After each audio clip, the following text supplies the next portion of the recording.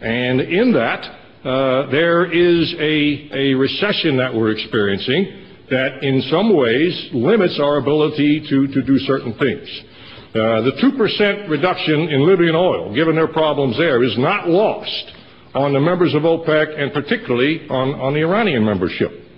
In fact, it's interesting today that the discussion that's taking place in OPEC, on the part of the Iranians, they say, let's keep prices high because it will have adverse impact in certain other countries in the world. The Saudis are saying that, well, let's keep prices just below the tolerance level. And that way there will be no desire to develop alternative fuel means.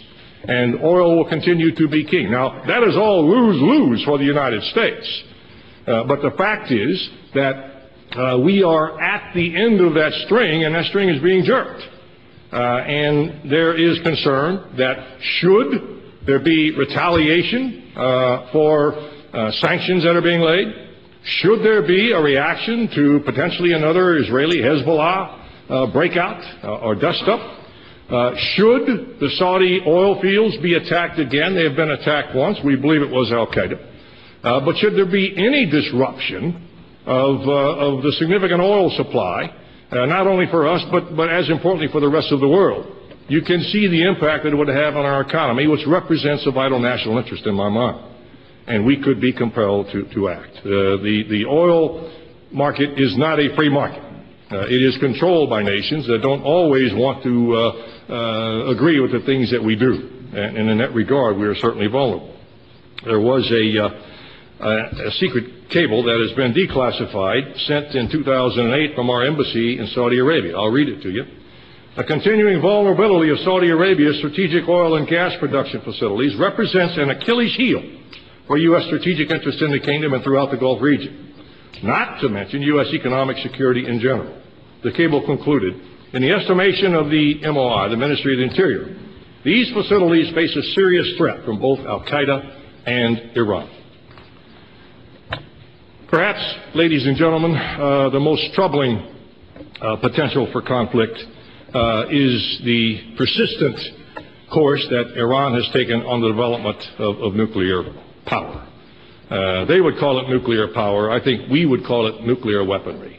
Clearly, there is no need in Iran for nuclear power to provide energy. They have the second largest amount of natural resource in the whole world. There are generations upon generations of power capability in Iran, cheap power. And so the supposed need for nuclear power is questionable at best.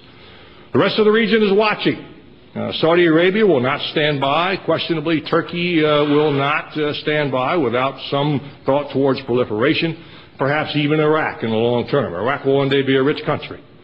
And depending upon how situations evolve there, you could see much more extensive use of nuclear kinds of capabilities in the region. From a U.S. perspective, President-elect Obama has said that it is unacceptable for Iran to have nuclear weapons. Now, he has not uttered those words as our president, but I think it's fair to say that every aspect of our national policy towards the development of those weapons points towards that thought process. And so, again, I offer the fact that our nations, in very short order, could be on collision course. From a strategic perspective, there are not a lot of good options here. The United States is unlikely to gain an international mandate for action. America will be seen potentially as attacking yet another Middle East nation. In summary, what are the probabilities for these types of confrontations? Well, I would put miscalculation on a scale of 10, probably at a 5.